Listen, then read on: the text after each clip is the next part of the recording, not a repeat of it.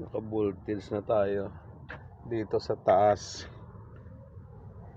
mayroon naman, taas ng breaker mayroon. Yun sa taas ng breaker mayroon. Pero dito sa baba ng breaker wala. Oh. Ngayon naka-opposisyon sa bakit hindi maon. Bakit hindi maon? Ito may supply naman yan dito. Tapos dito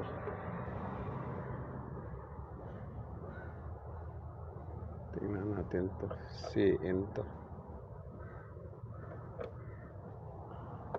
May 148 volts sa dito na tinatapon. Pero may problema, hindi ma-on ang breaker. Ito yung susi niya. I-try natin i-on. May power naman yung meter. I-on natin yung breaker.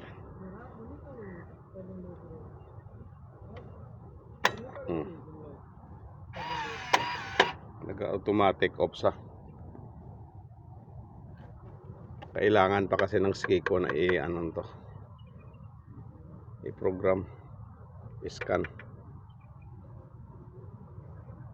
Bago kasi itong install Nag-trip on niya pa kanan. Yan mag-on sa pero mag-trip sa. Yan. Report na lang natin.